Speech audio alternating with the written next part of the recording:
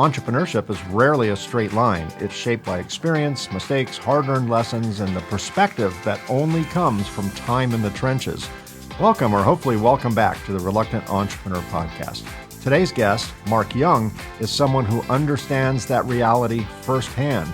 Mark's entrepreneurial journey spans decades, multiple ventures, and a steady evolution in how he thinks about business, leadership, and relationships. Rather than chasing quick wins or transactional growth, his work reflects a shift toward building trust, connection, and long-term value. Mark is the author of Date Your Clients, a concept born not from theory, but from lived experience. Learning that works, what doesn't, and why relationships often matter more than strategy decks or sales tactics. His perspective wasn't formed overnight. It was earned through growth, setbacks, and reflection. In this episode, we'll talk about the making of an entrepreneur, how experience shapes judgment, how failure sharpens clarity, and how perspective changes the way you build a business over time. If you're looking for a candid conversation about what entrepreneurship really teaches you when the dust settles, this one's for you.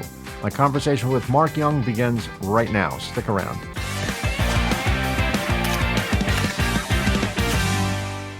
Dr. Mark Young, thanks for being here. I'm so glad you're my guest today. Well, I appreciate the invite, Mike. Thank you. I'm looking forward to our conversation. You and I, from what I've researched about you, have quite a bit of alignment. Don't believe everything you read on the internet, Mike. Well, that's true. Well, if it's on the internet, it has to be true. Come on. No, Come on, Abraham Mark. Lincoln told us otherwise. You know that. Yes, and that was way before the internet, right? So he was wise beyond his years. Well, I appreciate you being here. Let's get the doctor thing out of the way. You have a PhD in what? Oh, dear. Well, I have a PhD in functional medicine. I spend a lot of my time in healthcare, and I will say non-conventional healthcare is probably, I'm part of that crowd that defies Western medicine in so many ways. And then I also have an EDD in education. I used to spend a lot of my career in higher education as a college professor and administrator before I decided that I was just done doing bureaucratic things. So I created my own nonsense, and this is where I live now. You live in your own bureaucracy now, right? Exactly. Now at least I have a bureaucracy where I'm on top. Yeah. We talked off air about your educational background and the fact that you have, I think you said 4 master's degree, followed by the PhD. It's ridiculous. Well, it's impressive. What drives you or drove you to collect those types of degrees? Was there something that you were seeking that you couldn't find, or what's the drive for that? It's a good question too. Well, so I'm a weirdo because, and I will say that my journey as an entrepreneur is not much that different than anyone who's listening to your podcast who is either an entrepreneur or a wannabe entrepreneur. And that is, we all need our heads examined. Yeah. And much of my life and career has been say yes and figure it out later. Yep. That sounds right. Sounds about right. Yeah. Yeah. It's kind of the way life goes. So laughingly, as you and I were talking earlier before our recording here, my early days in college was I was a good student throughout high school, but frankly, it bored me. And because of that, I just wasn't super interested, but I knew I needed to go. So I went and got a bachelor's degree in psychology because that was the discipline that allowed me to graduate with only 120 credit hours. So that says a lot about psychologists if you think about it, right? Well, it was a bachelor's degree. It's a bachelor's, not quite there yet. I did my undergrad in psychology because it was only 120 credits. Meanwhile, was working as an accountant. That was my first career, was actually as an accountant working in a business office. And so funny enough, I ended up going back, and the company where I worked, I was a financial controller because that's what I did, but I also owned businesses on the side. So this was my full-time job, was as an accountant, and they had a tuition reimbursement program, and that sounded great. So I decided I would go get a master's in business because that made sense. So I went and got a master's of science in business. And then I was like, well, school seems pretty easy nowadays. Like, I should go back and do more of this. So I went and, for personal interest, earned a graduate degree in clinical psychology. But I happened to go to a Christian university. So I concurrently earned a master's degree in theology. And then I was also teaching at a local university that offered tuition reimbursement if you were a faculty member. So I'm like, well, why wouldn't I use this? So I went and got another master's degree in nonprofit administration. And then I was accepted at the University of Michigan because I started working in education. So I was an adjunct college professor in the evenings. I went and got a doctorate in educational leadership. But then later, for matters of personal interest, went and got a PhD in functional medicine. And it's funny enough, I'm actually considering going back and getting a PsyD, but that's just a whole nother needs my head examined issue. And here's the funny thing. Clearly an underachiever, Mark. Clearly an underachiever. Yeah. Well, and here's what I want to say is yes, I've done the formal education route for a long time, and I've paid more than my fair share of dues and tuition. But I think what matters to too many people, and speaking to an entrepreneurial audience specifically, and I said this to you, that nothing I ever learned in a classroom was as important as the school of hard knocks that I've attended as a business owner. Yeah. And 30 plus years as an entrepreneur. And I know more just from what I've done than what I've ever accomplished in a university classroom. And I think that's the story of most entrepreneurs, is this concept of failing forward. And I think one of the things when it comes to the concept of formal education, that too many people, I would say entrepreneurs, there's a fear that exists about what if it fails and so on. And there's this, well, I'll do it when the time is right. And they're waiting for this perfect moment. Yeah. And that perfect moment is often paralyzing. And for some people, that perfect moment is, well, I have to go get this degree first, and I have to go learn these things first. And they'll take every course and follow every social media influencer and, take every online Harvard MBA, Wharton school course that they can get. Like, all of that stuff is great, but nothing's going to teach you until you just, my grandfather used to teach all of his kids to swim by throwing them in the ocean. And, you're going to swallow some salt water, but my God, are you going to learn how to swim faster than swim class? Yeah. And for some entrepreneurs, I believe that same method holds true, and that is we learn best by doing, and all of the prep work in the world, like my education. That's why you didn't even know that I even had a degree when we first met, and you started changing my title on here. And it's like, it's all good. Like I'm good either way. My email signature doesn't have a PhD indicated, because my feeling is that if I don't sound smart when we talk, then trying to impress you with a degree is irrelevant. Right. Yeah, that's probably true. Well, you do sound smart, and the degree is also impressive. You talked about waiting for the perfect moment, and fear and all that. One of the things my mentor taught me was to come make peace with the worst. Make peace with the worst. What's the worst that can happen? Will it kill you? Well, no, it's not going to kill me. Will it totally bankrupt me? Well, possibility, but probably not that bad. I mean, and once you make peace with the worst, what are you waiting for?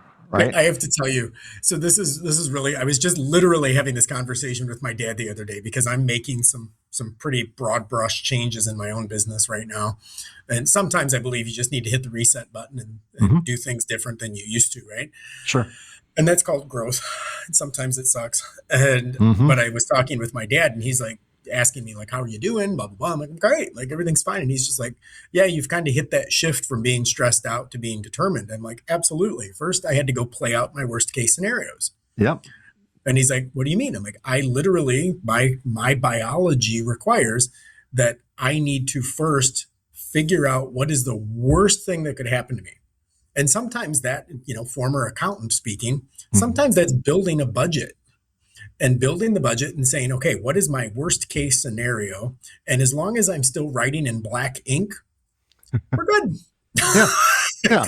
Even a tiny bit of black ink, even if it's not much. Right. Yeah. Even if it's a tiny bit of black ink, it's still black. And it's like, if I can hit in the printer and nothing comes out red, then it's really not the end of the day. And I laughingly say this, and I'm like, at the end of the day, I have a really good life. And I'm grateful for that. And I will tell you, and this is my latest book, not the one that you were talking about, but my latest book is actually called Radical Generosity. And one of the things that I discuss in there is this idea that gratitude actually generates dopamine in the brain. Now the functional doctor's coming out. Gratitude actually will focus on dopamine production in the brain, and dopamine leads to joy. And joy actually releases serotonin in the brain, which is another hormone. Serotonin releases oxytocin, and oxytocin leads to generosity. And that is when I focus my forward on the things I'm grateful for and the things I'm good at and the things that I have to look forward to. And I'm a firm believer that the best half of my life has to be ahead of me and not behind me. Mm-hmm. That when that becomes the focus, it literally triggers chemical reactions in my brain that lead me to want to do more in the world. And I believe that that's the mindset that every fear-based entrepreneur needs to get to in order to conquer the fear of failure. Did you say that book was Radical Generosity? Is that what you said? Yes, sir. All right. For my viewers and listeners, if you look at the show notes when we're done with this episode, you'll see links to the entire library of Oprah best picks for books to read, particularly for business. The new canon is being released this month, so I'll keep you posted on that too. I just actually, it's being published right now. I just left that meeting, in fact. And that is I've got 5 volumes that are being published this month of the E-commerce Brand's Guide to the Galaxy. And it's literally walking e-commerce brands through everything from understanding your brand identity to understanding the numbers that drive e-commerce brands to understanding email workflows to, relationship management and lifetime value management and so on and so forth. So those are my 25 best lessons for an e-commerce brand. Oh, that's amazing. Let's go back in time. Let's go into our Wayback Machine and take us back to the beginning. What were your earliest exposures to entrepreneurship, and how did they shape the way you think about business today? Well, I'm convinced that entrepreneurship is actually a genetic dysfunction. I think it's in the what's the psychology handbook, whatever that is, the psychiatry handbook, absolutely. The DSM. Absolutely. Is it called the DSM? It's in the DSM. I think we're on the DSM-5 now, but yes. But the reality is that entrepreneurship, I think, is I laughingly say it's a genetic disorder because you find entrepreneurs are the children of entrepreneurs. Mm-hmm. But it's no different than how doctors become the children of doctors and cobblers become the children of cobblers, right? And this is, I'm going to say there's a medieval practice of mentorship and a medieval practice of, we used to send kids away for apprenticeships. Sure. But the reality is most kids apprentice under their parents. Yeah. I grew up in a family that were all business owners. So the idea of having a job seemed absurd. And I watched businesses fail, and I watched times that groceries were tough, and I watched times that you spent money like it was water. And it wasn't that I grew up in any kind of wealth, but I grew up in an environment of work ethic. And I think that is something that an entrepreneur doesn't scrimp on. That there is no amount of work that seems too hard for me. Mm-hmm. And I will add to this and say that there's a concept that I love. And even in my career, when I was receiving W-2 paychecks for working for other people, I used to refer to myself as an intrapreneur. And as an intrapreneur, I always looked at that concept as I was receiving money from someone else on a weekly basis, but I always treated what I was doing as my own and looked for optimizations and looked for efficiencies. And, a mentor of mine once made a comment. He's like, Mark, it doesn't matter where I put you. And he's like, I could literally get you a job at a candy store at the mall and you'd find a way to own it in 90 days. Like it's just who you are. It's ingrained in who you are. Yeah. And my biggest encouragement to entrepreneurs, and it took me many years, I'm 50 now, and it took me many years to wrap my head around the concept that it doesn't matter how many times I have failed throughout the course of my life and career. I have always gotten up and done better than the time before. And it almost gets to a point that I almost dare not say this, but it's like the next failure is only going to birth the next greatest success. Yeah. So even if I work out my worst case scenario, even the worst case scenario is going to breed something even bigger next time, Mike. And there's nothing that can convince me otherwise. Yeah, I feel the same about failure. Failure is just the precursor to success and lessons learned. I've never experienced a failure, either in my personal life or my business life, that did not have a much larger silver lining to it. Right. In fact, Absolutely. they're change agents and positive change agents and all of that. No, Thomas Edison always said he never failed at anything. He just found 1,000 ways it didn't work. Exactly. Light bulb was one good example of that. Was Very good there example. was there a moment when you realized that entrepreneurship was not just something that you were doing, like transactionally, but rather something that was shaping who you were becoming? Um, Interesting. So I'm going to say yes and no, and say that when Mm-hmm. you grow up in a situation, and this is true of anybody who's even psychologically grown up in a dysfunctional family. So yeah, I think there's a couple things there, and that is, and I'll speak psychologically and say that when we grow up in an environment with our family of origin, we don't know that it's weird, right? That's the only thing. Like if your family had corn at every meal, you just thought that everybody ate corn with every meal, right? Everyone You else didn't was think weird. Yes, exactly. right. Everybody else's family was weird. And if your family, always locked the bathroom door, or your family walked around in towels, or whatever the weirdness was that your family did, that was normal. I also believe that there comes a time in people's lives, typically their early 20s, when they go away to college and they get exposed to other people's lifestyles other than their family of origin. We all have to figure out that our families are weird. Mm-hmm. And we all come to the point, and I guarantee you can relate to this. We come to a point that we were like, oh, my family's dysfunctional. I never realized that. And then you end up reprocessing your entire childhood. So here's what we got so far, just so we're keeping track. Entrepreneurs are on a spectrum somewhere. There's some kind of Somewhere. disorder if you're an Yes. entrepreneur, and your Yes. families are weird. All right, we Yes. got So both there those you go. facts down. All right, I'm just showered in good news. it's good But news. Yes. but the truth is like we're all a little weird. And your question was there a time that I realized that entrepreneurship was for me? Mm-hmm. And I'll say I grew up in that family that was weird because they were a bunch of entrepreneurs. They were Yeah. business owners. I grew up with my grandparents who owned a plumbing store. My grandmother later owned a baby furniture store. My dad has owned multiple businesses. Like we've always owned. I owned a tanning salon. I owned a beeper store and owned a business that sold cell phones for years. Like I literally ran my own business at 16 years old when I was in high school. So I was always weird. I didn't know this You thought it wasn't was normal. normal. Yeah. I thought it was normal. Exactly my point. So early on in life, I didn't know I was weird for being entrepreneurial.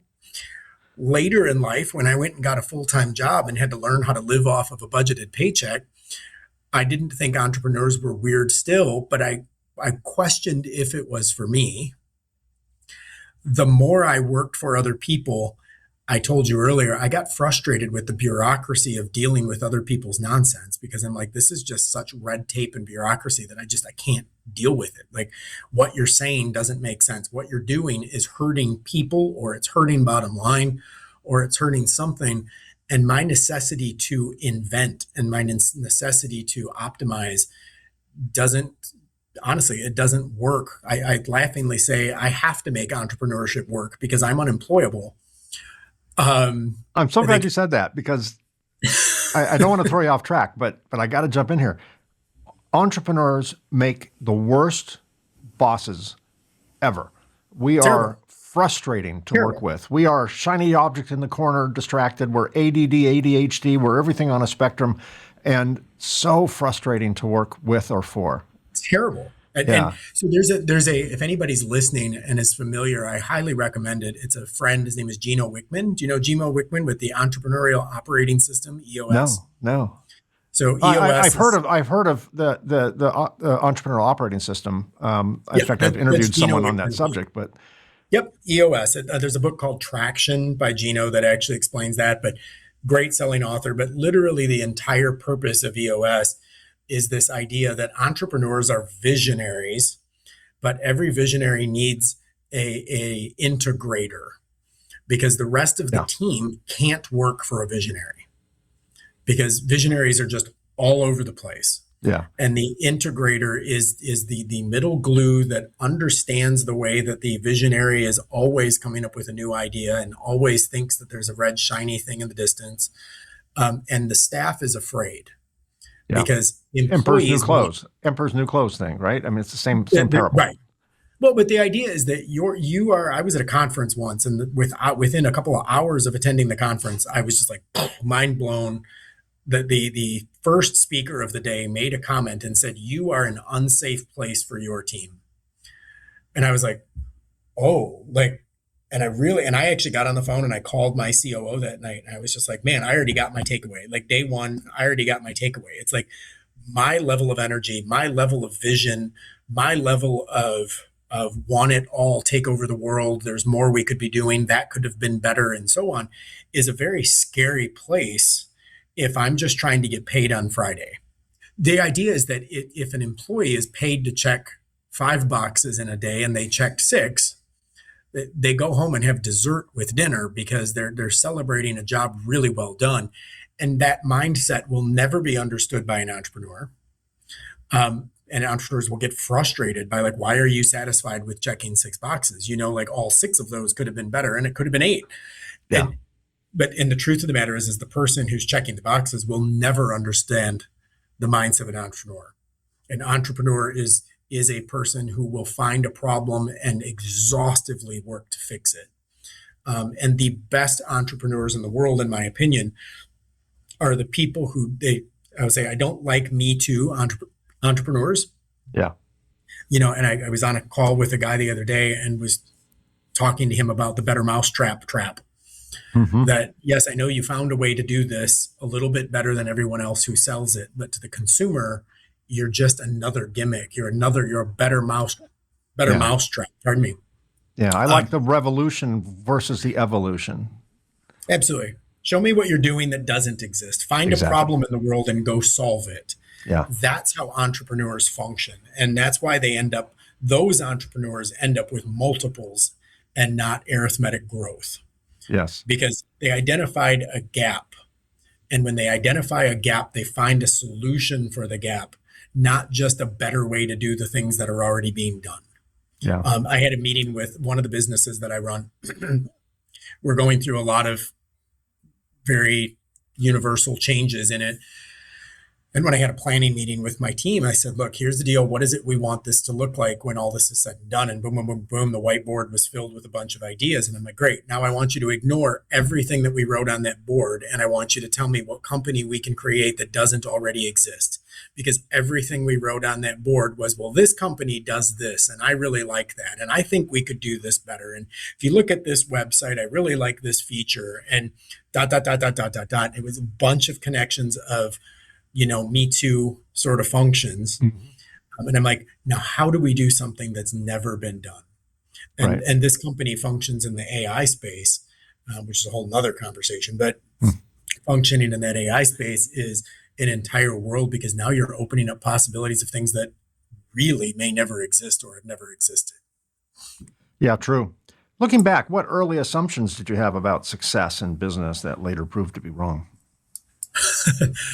And limited to about 1,000 things, Mark. Yeah, fun one. What I say about my early assumptions about success? My early assumptions about success was that anything I did was going to be successful, which is probably naivety more than anything. But the reality is that I was, and I laughingly say that I was a good student in school. I was smart. I knew I was smart. So I just automatically assumed that whatever I did was going to be successful. Why wouldn't it be? Sure. And it took a couple failures to make me realize that I wouldn't always be successful. And I will say that in those moments, those are the critical moments, particularly of an entrepreneur's life. But it's those moments that kind of separate the men from the boys because, all right, so I naively walked into the belief that everything I touched was going to be great because everything I had touched worked out.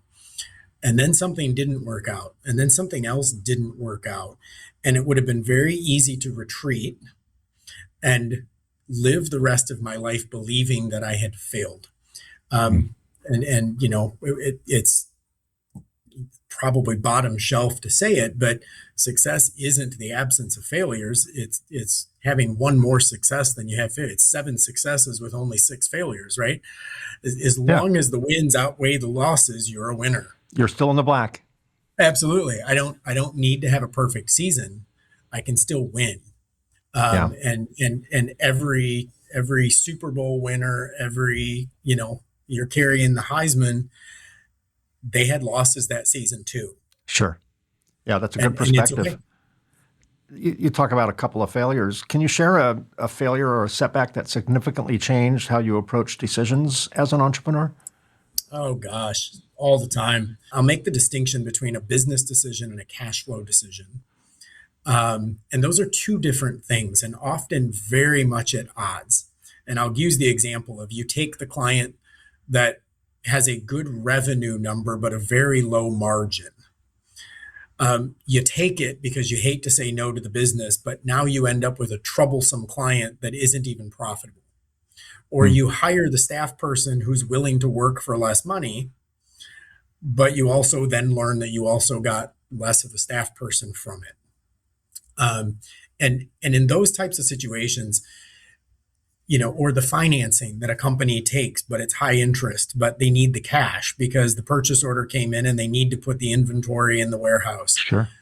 All of those types of things. And every startup knows that you've made dumb choices. It's the signing of an office lease only to find out that you don't need it.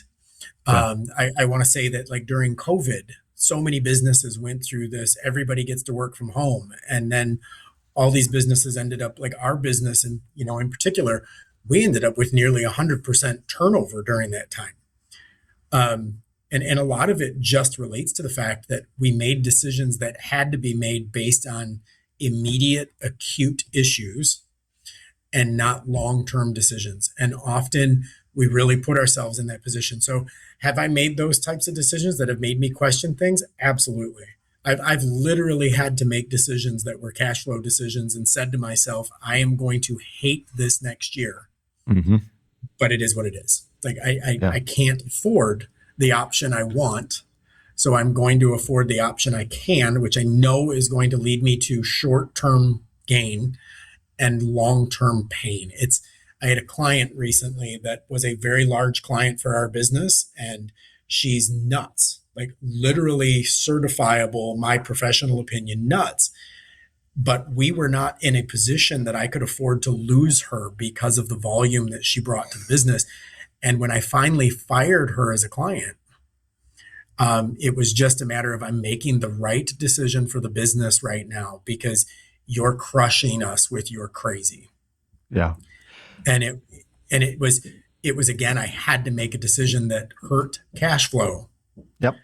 very much freed up the business to do what the business needs to do. Yeah. That falls into a mantra that I've adopted, and I'll use it in a sales context, but it has many other contexts as well.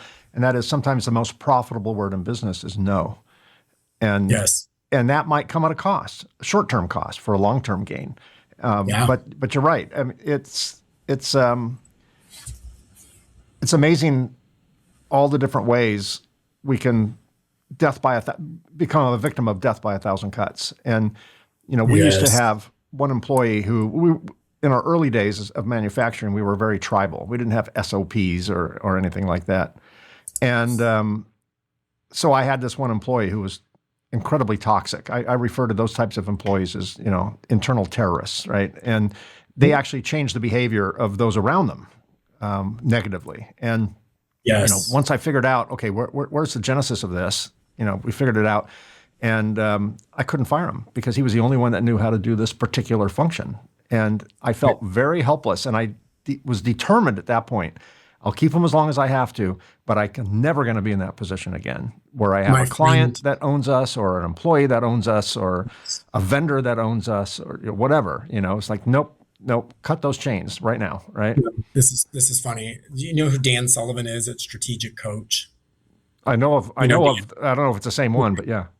I'm sure Dan Sullivan's a friend, and Dan always uses the phrase that by the time you make the decision to fire an employee, everyone else in the company knew it 90 days ago. Yeah, at least. Um, Yes. And Yeah, it's we're so the last funny. ones to get the memo. Yeah. Well, I laugh because it's like I've dealt with that a couple of times in the last little bit. And it's funny to me because we make decisions like, well, how is the team going to respond to this? And what's going to happen? And it's like this week I ended up cutting a guy and I got on a phone with one of our partners and I'm like, oh, by the way, this guy's not here anymore. I know he was your primary interface. And the answer was good.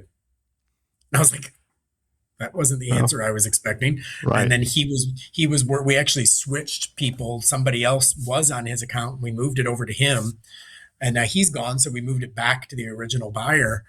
And we got on the phone with the client. I'm like, oh, this client just hates change, blah, blah. And I was like, so just letting you know, Yasmin's going to be back involved, blah, blah, blah, blah. And they were just like, good. We weren't impressed. I'm like, and it's just funny because like we get this narrative in our own heads. And I will say, particularly as entrepreneurs, like we overthink everything.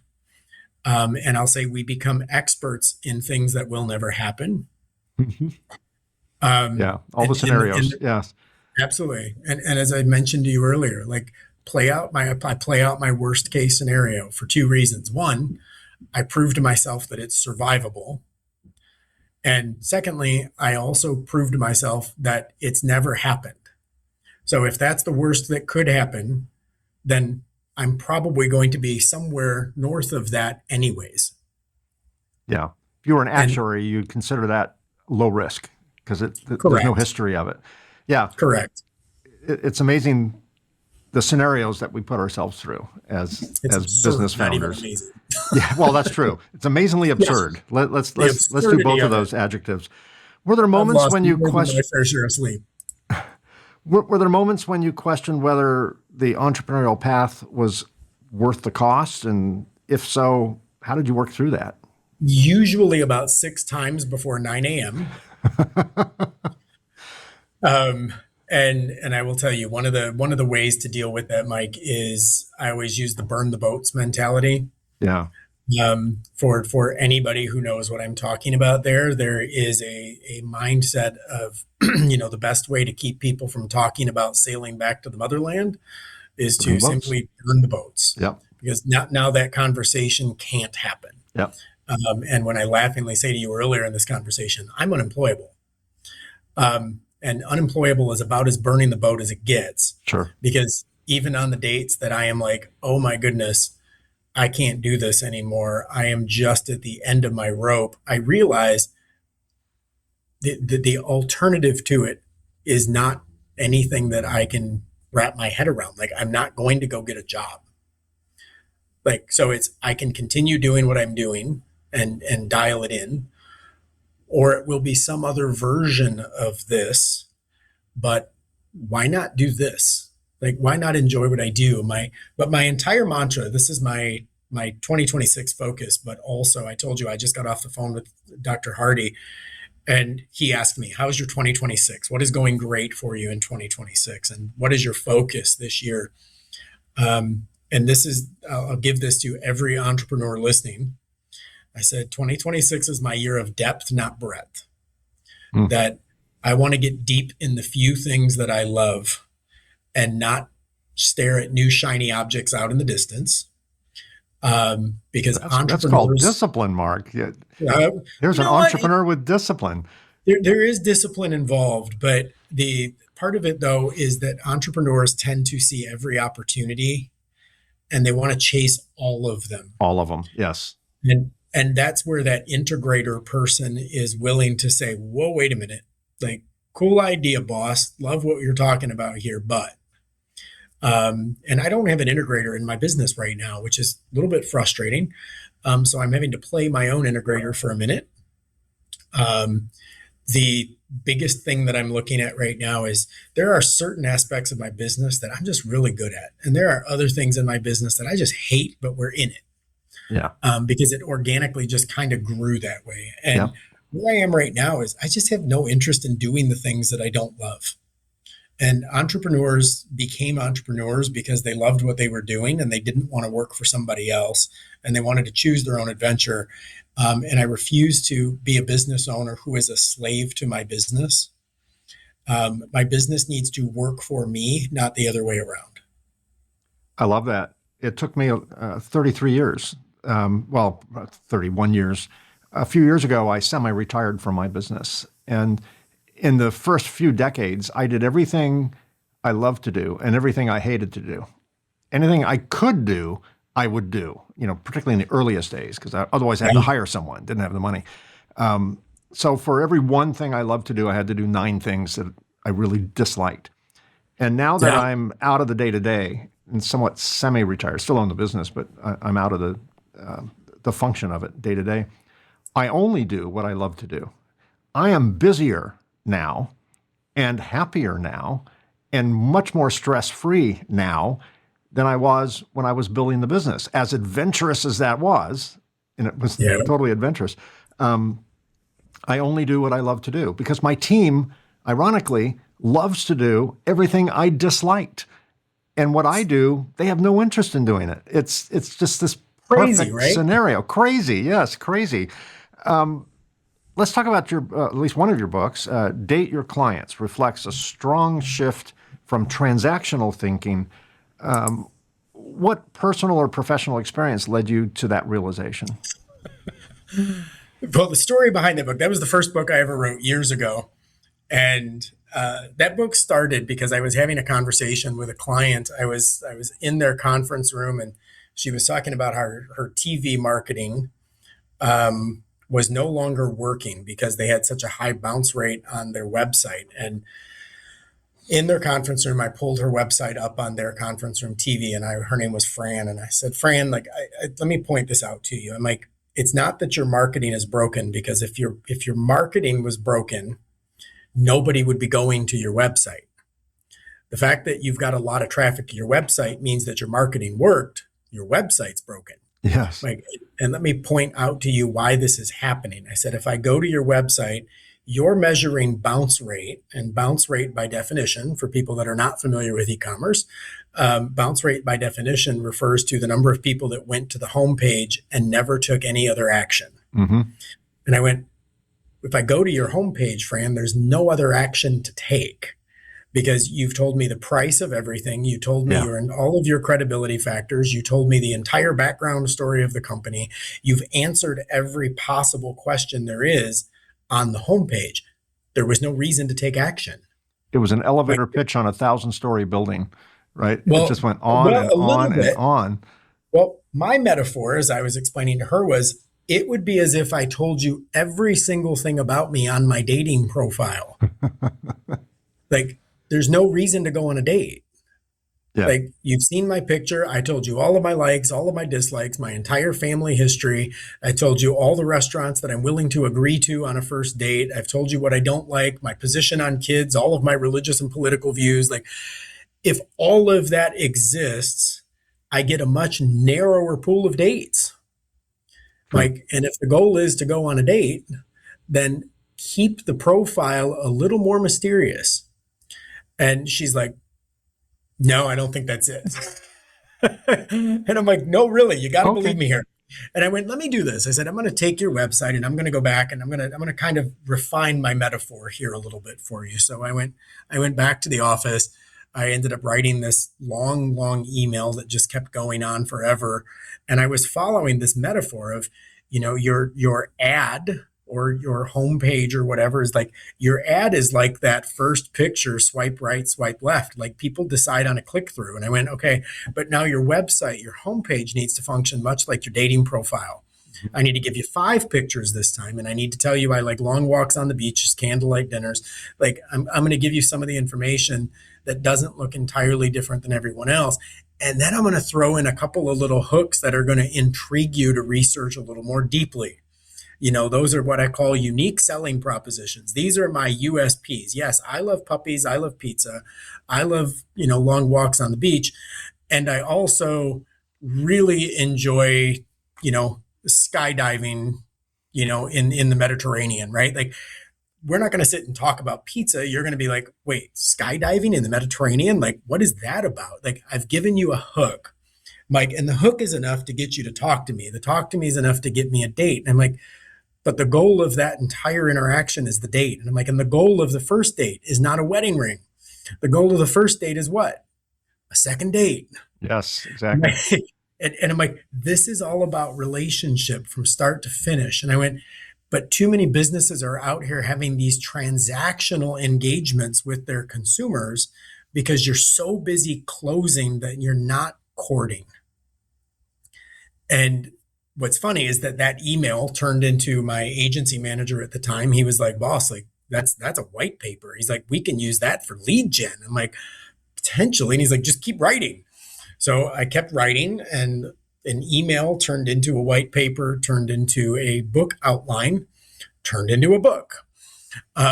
So yeah, that's the catalyst that led to the publishing of that book. And I still think the book is very humorous. But the entire book is the juxtaposition behind people are out following every marketing guru and everything in town.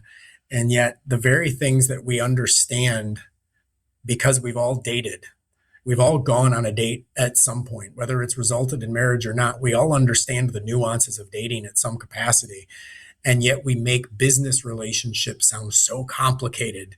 It's like, but you get it. Like before a guy goes on a date, and there's a chapter in there that we talk about the first date. It's like, the girl starts the first date 7 days in advance, everything from hair appointments to waxing to you name it. She's got all of this. She's picking out the outfit. She's throwing it away. She's went through a bottle of wine on the phone with her friend trying to figure out what to do. She's ideated on canceling the date because the makeup doesn't look right. Like, and the guy is like, I'm washing the car. I'm doing some push-ups. I'm getting a haircut. Like, there's very specific things that each are doing. And I'm like, we prepare for a first date. When you're making a first impression, whether it's a guest on a podcast or whether it's a new client meeting, like, did you do your homework? Like nowadays, part of the new dating is, you go stalk the person on social media first, right? Like you go find everything you can. Like I went on a date. This is actually really funny. I'm single, and I went on a date a couple months ago. And this girl showed up and she's like, well, I looked you up online and I swore I wasn't going to do this, but I went ahead and bought your book, Date Your Clients, and read it already. I'm like, oh, sweet Jesus. Like I am at such a disadvantage right here. Exactly. And, yes. like, she literally, like an entire book that I wrote about dating, and so many of the stories that I even tell in the book are from my own failures. And it's like, she shows up to this date and I'm like, you prepared for this so much better than I did. And I'm like, chapter 5. But it's true. Like we don't approach business that way. Like we don't approach business in such a way that today's conversation is a first impression for somebody. Because to me, it's Tuesday at the office, or Thursday at the office, if you want to count today. To you, it's a first impression. You've never met me before.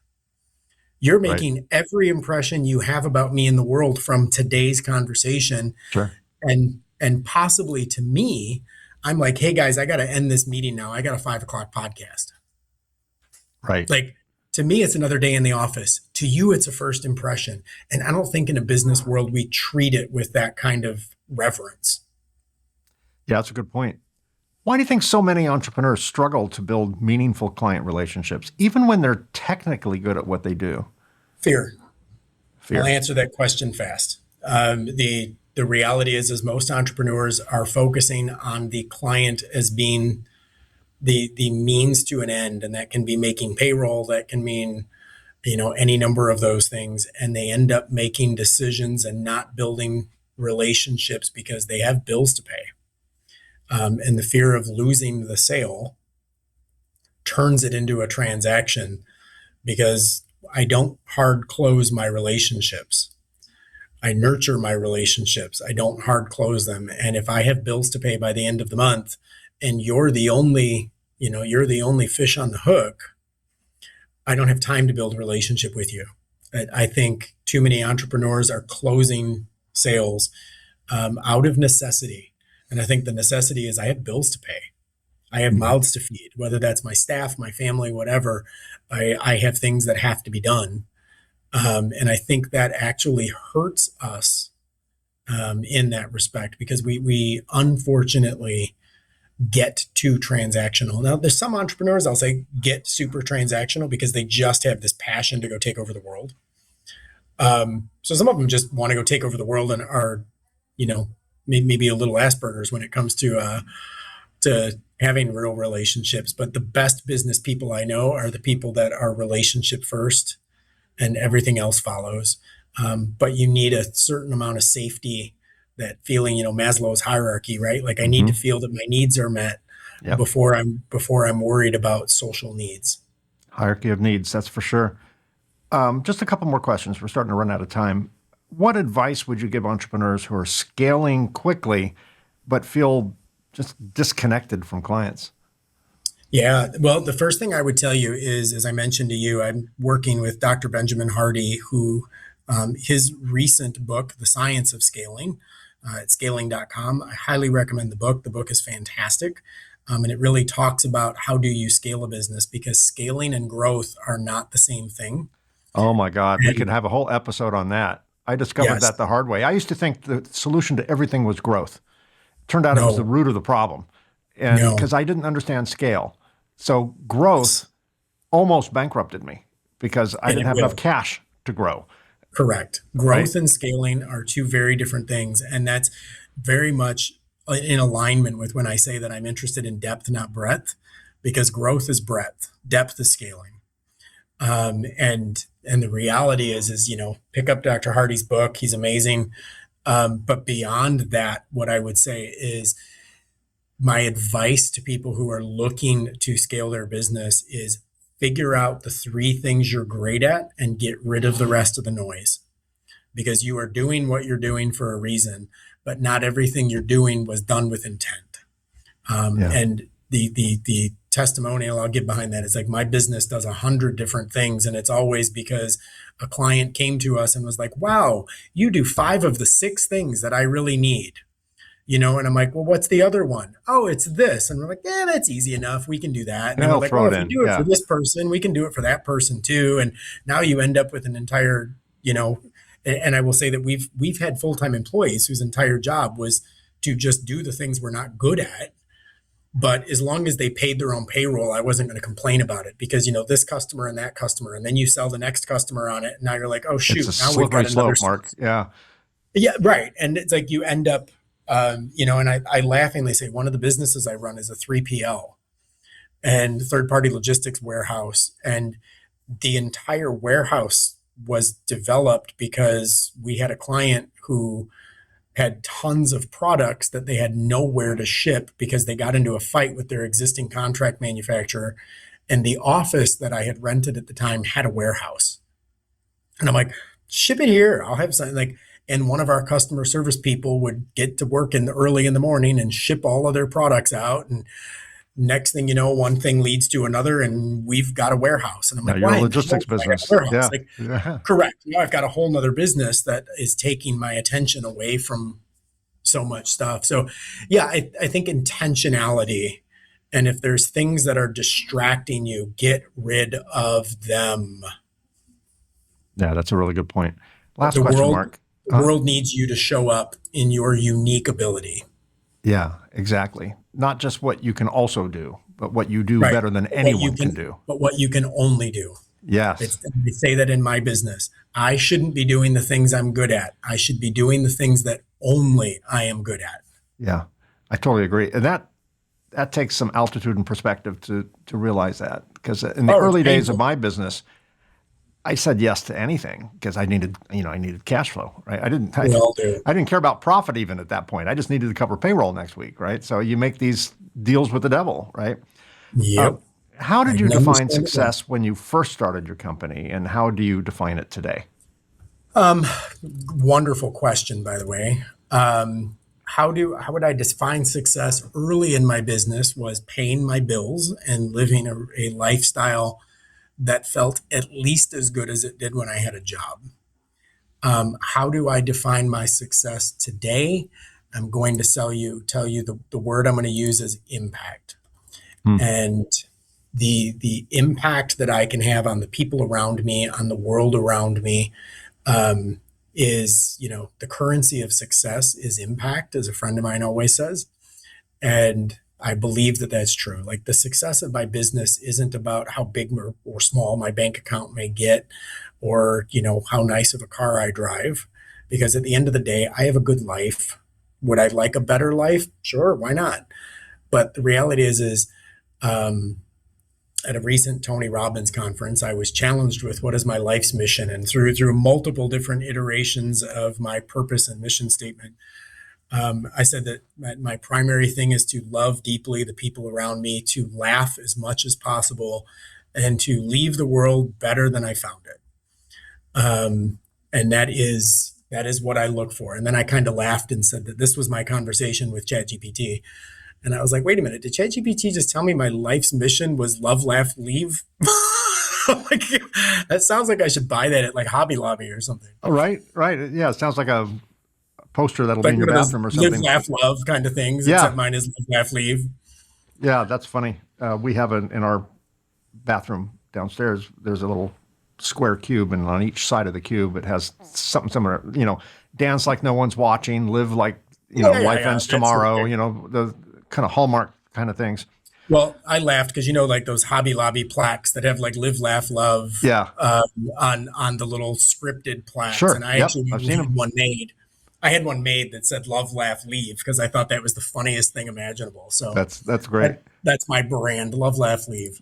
I love it. For my audience who would like to get more information on Mark's company, Rise, RYZE, is that right? RYZE. Yes.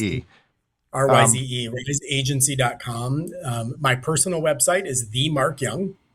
So easy enough to find me there. My books are for sale there. All the information about me is available there.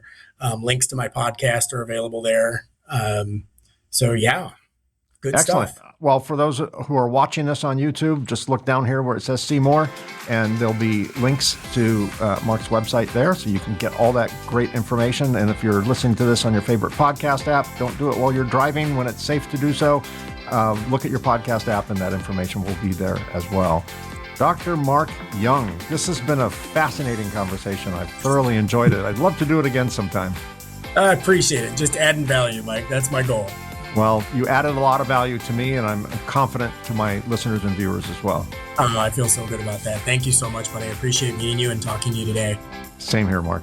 Well, that's a wrap. Thanks for joining me on this episode of the Reluctant Entrepreneur Podcast. A very special thanks to Mark Young for being my guest on the show. We have been exceptionally busy recording future episodes with fascinating guests, so be sure to subscribe to get notified when new episodes drop.